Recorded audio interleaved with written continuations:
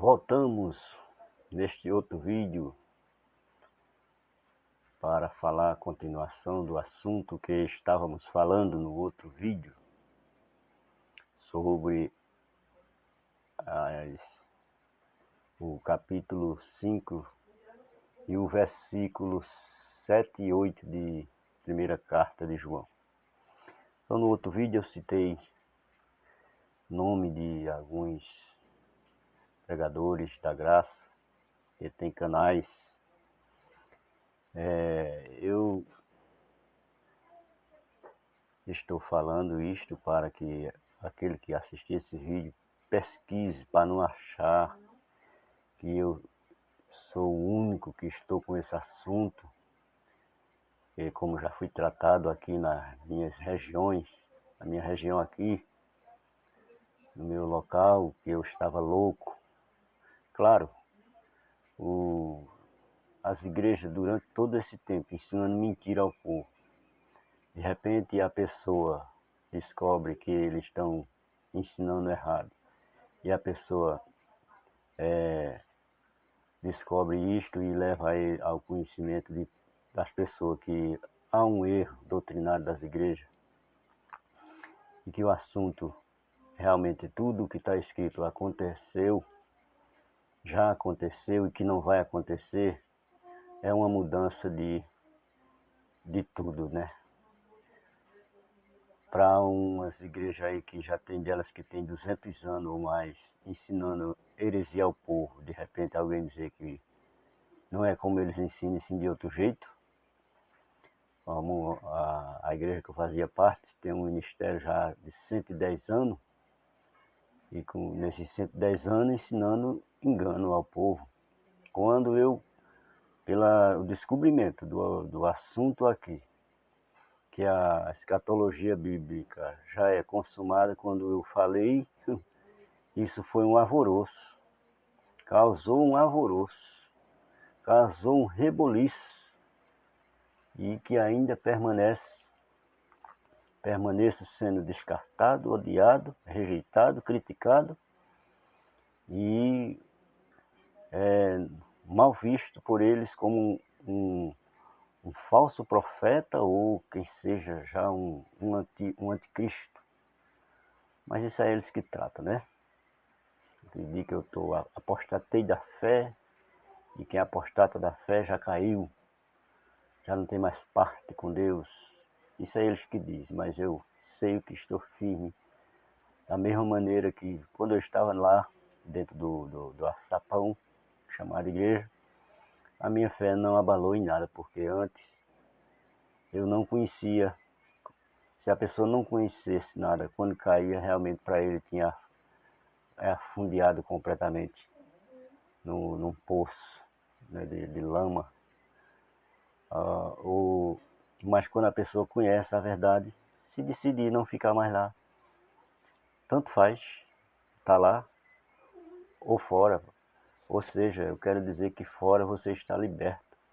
Fora você não tem ninguém lhe conduzindo a seus caprichos, a suas exigências.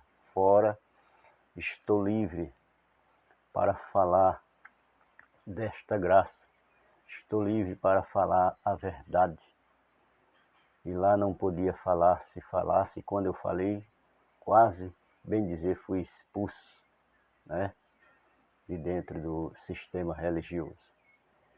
Então, os irmãos que ensinam, lá também na Bahia, tem o irmão Elcio de Jesus, e na Paraíba o irmão Júlio Chagas, que eu esqueci do nome dele, eu falei, mas não sabia o lugar, e o nome não era Júlio Chaves, era Júlio Chagas. E tem também Ministério Novo Caminho, que é outro pregador da graça. Tem em Minas Gerais o irmão que ensina lá Ministério Graça Revelada. Tem também outra irmã que já também está ensinando uma serva. E assim vai crescendo estes ensinadores. em Pernambuco não só tem o irmão Erivelto Soares, como tem já uma congregação de eleitos que prega que já congrega e que já ensinam também esta graça. Tem, se eu não estou equivocado, só no Recife, eles têm 3 líderes, né, ensinando esta escatologia consumada, pregando o Evangelho da Graça. E se já tem, já é um bom começo. Creio que em breves dias aqui na nossa região também já estaremos congregando. Não é fácil, não é fácil. Eu ainda não decidi ensinar, sim, me reunir com o povo, porque por dúvida de se vou permanecer nesta localidade ou não. Tinha plano de ir para outra cidade, sendo que aqui na cidade próxima da minha região tem também alguns irmãos que já compreenderam e já só não estão se reunindo porque é difícil para eles se reunir, mas já tem pessoas já compreendendo esta graça. Então o assunto que nós comecemos de manhã, que falemos, foi o assunto de a representação que no céu no capítulo 7, no versículo 7 do capítulo 5 de João, 3 são o que representa no céu, que é o Pai, a Palavra e o Espírito. E esses 3 são um. E na terra, o Espírito, água e sangue. E os 3 também são. O que o Pai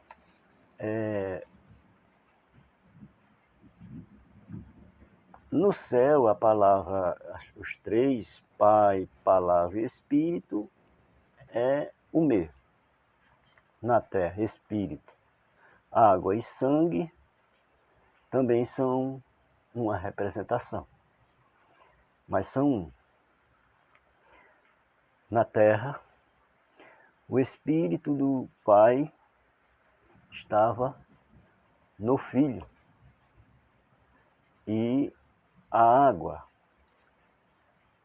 que a água representa a palavra e o sangue representa a vida. E aqui, veja só o que é. Espírito, o Pai, água, o Verbo, sangue, a vida.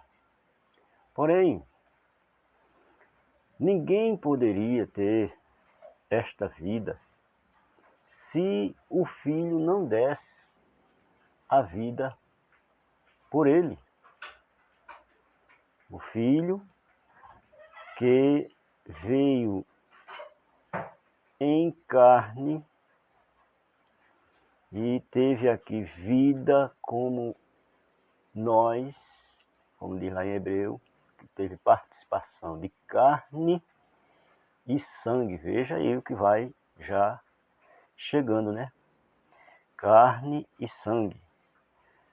Carne era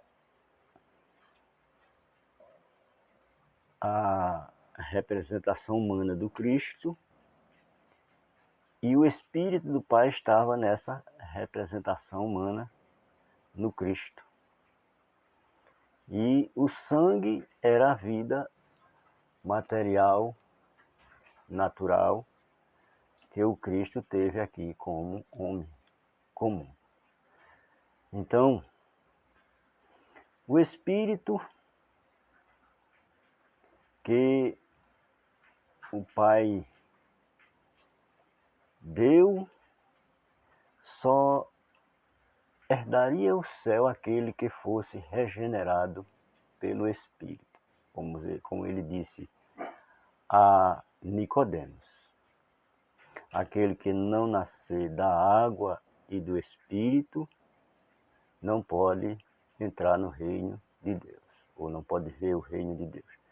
Veja só, nascer do Espírito era nascer de Cristo, do Cristo.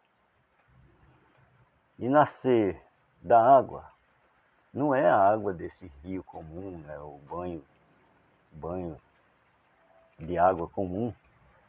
Não, a água representava a palavra de Deus.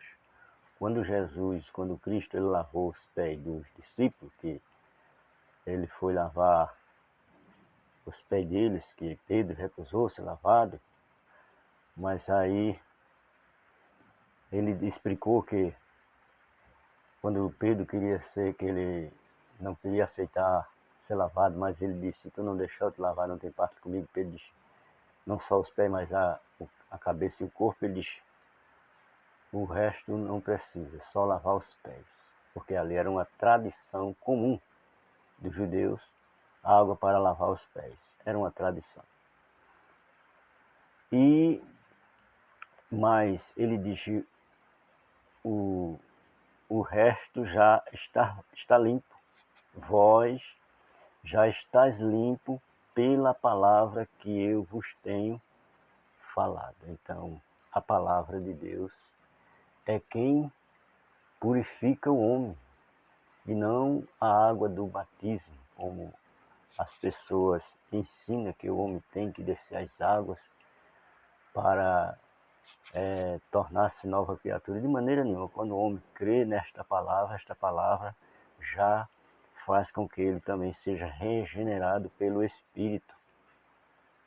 Já nascia da água, que era da palavra, e do Espírito. Então, o Espírito era o Pai, é o Pai. A água, o Verbo, que é a palavra, e sangue, a vida. E ninguém tinha esta vida, direito a esta vida. Não é vida natural, não. Que nós temos vida natural. A nossa vida é natural. O Adão, quando ele caiu, antes de cair, ele tinha o Espírito, a presença do Pai nele, do Criador. Quando ele caiu, ele deixou de ser um homem espiritual, assim como o Cristo. Ele não era um homem material, mas também era um homem espiritual, cheio do Espírito. Adão, lá no Éden, antes dele cair, ele tinha o Espírito. Mas quando ele caiu, ele deixou de ser um homem espiritual. O Espírito de Deus afastou-se dele. E ele passou a ser um homem natural, um homem comum.